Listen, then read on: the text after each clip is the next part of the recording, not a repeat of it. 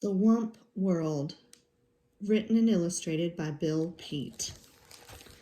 The Wump World was a small world, very much smaller than our world. There were no great oceans, lofty mountains, giant forests, or broad sandy deserts. The Wump World was mostly grassy meadows and clumps of leafy green trees with a few winding rivers and lakes. But it was perfect for the Wumps, who were the only creatures living there. The Wumps were simple grass eaters and spent most of their time grazing on the tender grass that grew in the meadows. In warm weather, they cooled themselves in the crystal clear rivers and lakes, and at night they slept in the shelter of the bumbershoot trees to keep the dew off their backs. Since the Wumps had no enemies, they wandered around just as they pleased with nothing whatever to worry about. However, the Wumps would have worried if they had known that someone a million miles away was watching their little world. One morning, the Wumps were awakened by a far-off humming sound. It seemed to be coming from somewhere above, and as the humming grew into a heavy roar, the sleepy-eyed Wumps crept through the trees for a peek at the sky. Zooming straight at the earth came a great flock of pot-bellied monsters, with tails and fins spitting fire and shooting out streaks of black smoke. As the monsters swooped down to land, huge legs sprang from their bulging sides, and like gaping mouths, doors flew open. Then ramps shot to the ground, and down the ramps came a horde of tiny creatures swarming out into the meadow. These were the pollutions from the planet Pollutus. They had left their worn-out old planet to start a new life in a new world. After such a long journey, the pollutions were overjoyed to find themselves on solid ground once more. They were all prattling with excitement as they followed their leader, the topmost pollution and world chief, across the meadow. At the top of the hill, the chief stopped for a long look at the surrounding countryside. Finally, he said, "Looks good. We'll take it. Plant the flag, Sergeant, and let's get things going." One shrill trumpet blast brought giant machines thundering out of the yawning spaceships, rolling down runways and out onto the meadow. The timid Wumps had been watching warily from the shelter of the trees, and at the sight of the giant machines they were horrified. "Wump, wump!" they cried, and in a wild-eyed panic they went humpity-clumping off through the trees to go diving headlong into the nearest cave. Then down they thundered head over heels through a twisting tunnel to end up huddled together in dark caverns, while the earth-shaking machines rumbled and roared high above. Once they got started, the monstrous machines moved at a furious pace, gobbling up trees and grinding them to bits. More giant machines flattened the ground, followed by great scoopers and scrapers and diggers and gigantic cranes. Soon the entire Wump world was overrun. The busy little pollutions kept their mighty machines going full blast day and night without let-up, in a frenzy to improve their wonderful new world. Suddenly, great cities sprang up, huge factory buildings with towering smokestacks, high-rise apartment buildings, and tall office buildings. And above them all loomed the 100-story skyscrapers. Along with the buildings came a tangle of streets and freeways with on-ramps and off-ramps, overpasses and underpasses jammed with trucks and buses and cars of all sizes, rushing pell-mell in every direction. It was one great turmoil of noise and confusion, and there was still more to come. Meanwhile, the poor Wumps underground, that's where they remained, wandering aimlessly through the caverns, feeding on the fuzzy green moss growing on the ledges and the mushrooms clustered in the crannies, and sipping the sweet water from pools fed by underground springs. But they were very unhappy. For all they knew, they might have to spend the rest of their days down here. The Wumps didn't dare venture up to the surface, not even for a peek.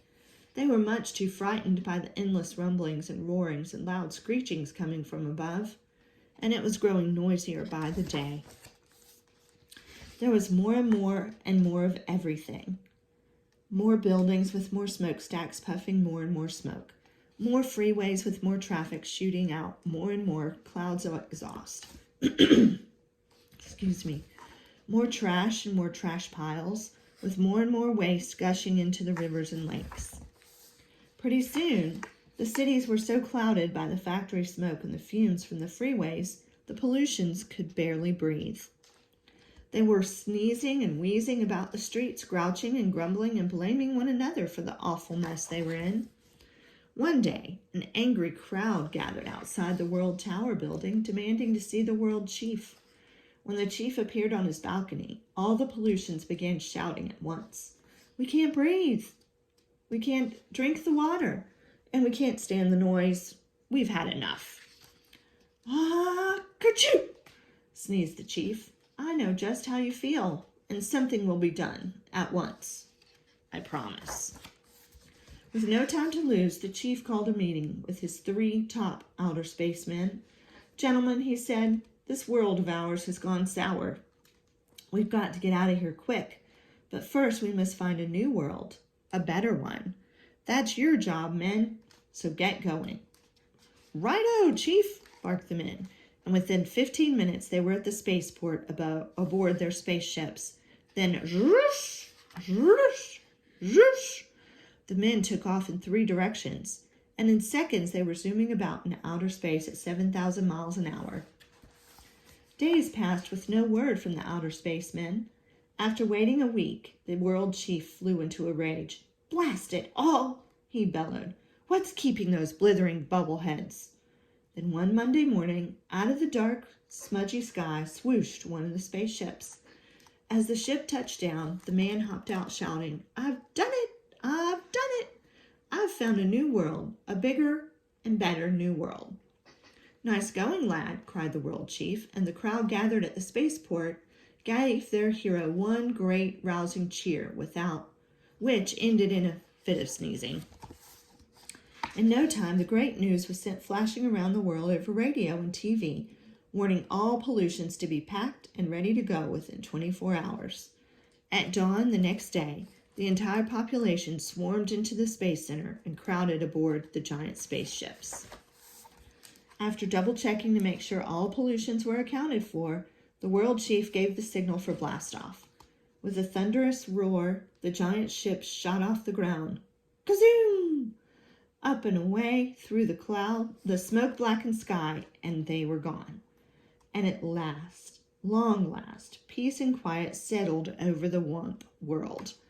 The sudden silence came as a shock to the Wumps. They could hardly believe their ears. Still, they wanted to take no chances, and so they remained in their caverns with ears cocked for the slightest sound. After a long, long silence, they decided it was time to go, and led by the biggest Wump, they crept up the tunnel to the cave entrance to find it covered with a crust of cement. With one powerful push of his snout, the biggest Wump bumped his way through. Then one by one, the Wumps waddled out onto a freeway and gaped in wide-eyed amazement. They had feared something awful was happening to their world, but this was much more than they could have imagined. They were staggered by the size of the huge buildings with walls and walls of windows looming up on every side, and the broad layers of hard, flat crust covering the earth, which felt strangely cold to their feet. There was no sign of any tree or tuft of grass. Even the sky was gone, and the Wumps wondered if there was anything left for them. At least they must find out. So they wandered the freeway for miles, only to find more and more buildings with endless heaps of wreckage and rubble. For all they could see, their world was completely ruined. Footsore and weary, the Wumps were about to give up and head back for their cave when the biggest Wump let out a joyful whoop. Just ahead of them was a grassy meadow with a clump of bumbershoot trees, all that was left of their lovely world. Wump wumping! For joy, the Wumps went bounding off the freeway out onto the meadow. Pretty soon the hungry Wumps were munching away on the tall tender grass. Now there was new hope for the Wumps. In time, the murky skies would clear, and the rains would wash the scum from the rivers and lakes. The tall buildings would come tumbling down, and the freeways would crumble away. and in time, the green growth would wind its way up through the rubble. But the Wump World would never quite be the same.